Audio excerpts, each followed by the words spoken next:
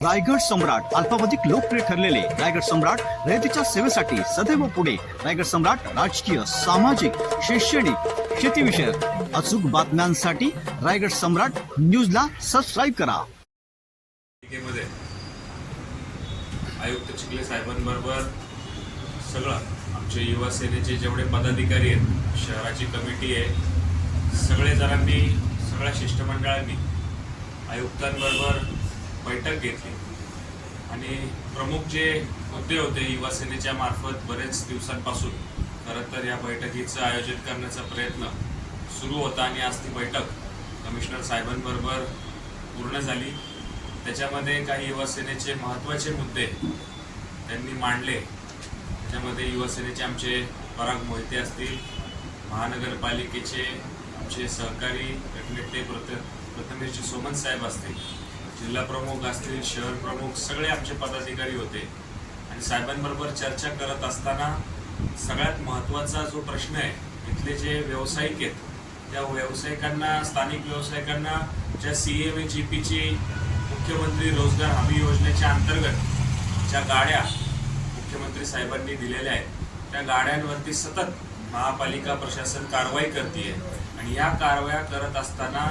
जाणूनपूर्वक खरं तर ही कारवाई केली जात आहे. ज्याच्यामध्ये एखाद्या व्यावसायिकाचं धंदा बंद असताना, गाडी बंद असताना देखील काही अधिकाऱ्यांनी त्यांच्या गाड्या तोडून त्या गाड्या महापालिकेने जप्त केल्या. अशा पद्धतीने ही जी सगळी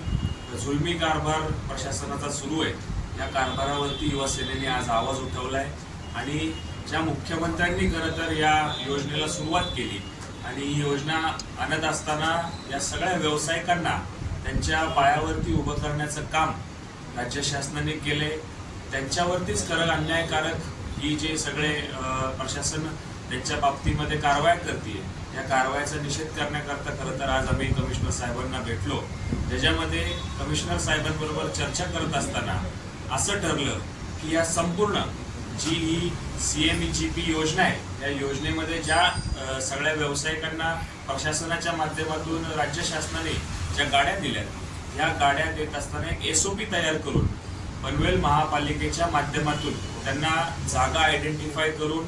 हॉकर पॉलिसी निर्माण करून त्यांना शासनाच्याच माध्यमातून जागा देण्यात येईल आणि त्या ठिकाणी या व्यावसायिकांना जागा देऊन तिथं त्यांना त्यांचा व्यवसाय करता येईल आणि कुठल्याच प्रकारचा अन्याय या सगळ्या आपल्या नागरिकांवरती होणार नाही, यासाठी प्रामुख्याने आजची ही बैठक झाली. त्याच माध्यमातून जे रोजगार हमी निर्मिती योजना आहे, या मोबाईल विक्री करते व्यावसायिकांना देखील दिलासा आणि त्यांना एक चांगली जागा उपलब्ध करून त्या ठिकाणी जे बंदीचे आदेश आहे ते रद्द करण्यासाठी देखील कमिशनरांसोबत चर्चा झाली. त्याच पद्धतीने जे आम्हाला युवा सेनेची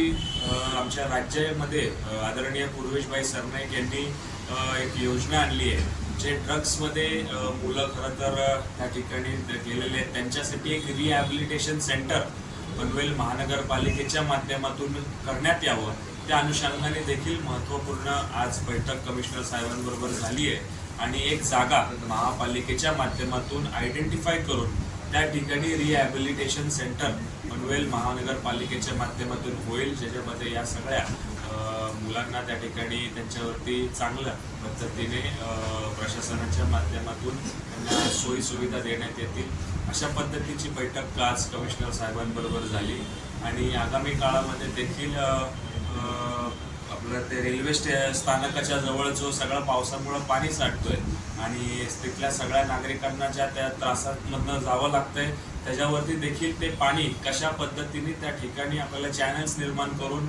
पावसाचं पाणी व्यवस्थित रूपात त्याला बाहेर काढता येईल, अशा पद्धतीने ज्या भागातील काही भागांमध्ये जिथं खूप पद्धतीने पाणी साठतंय ते देखील चर्चा कमिशनरांबरोबर करून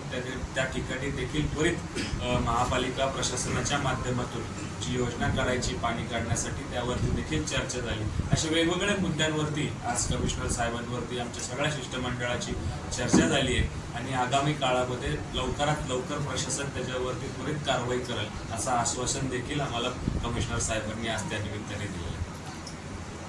राज्याचे माजी मुख्यमंत्री, आमचे नेते, राज्याचे सन्माननीय उपमुख्यमंत्री एकनाथजी शिंदे साहेब यांनी जी आपल्या सगळ्या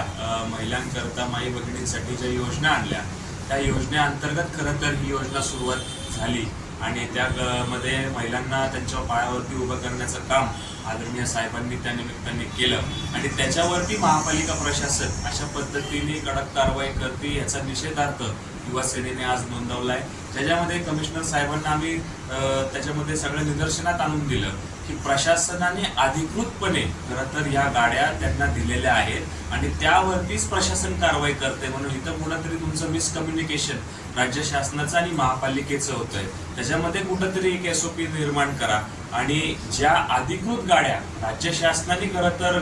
सगळ्या आपल्या माता भगिनींना दिल्यात त्यांना तुम्ही महापालिका म्हणून एक जागा तुम्ही हॉकर झोन म्हणून द्या आणि तिथं त्यांना व्यवसाय करण्याची संधी तुम्ही द्या, अशा पद्धतीची चर्चा त्या निमित्ताने कमिशनर साहेबांबरोबर झाली आणि आगामी काळामध्ये एक SOP निर्माण करून हॉकर झोन तयार करून जागा आयडेंटिफाय करून द्यायची खात्री कमिशनर साहेबांनी आम्हाला त्या निमित्ताने दिलेली आहे। सन्माननीय विश्वजित बारणे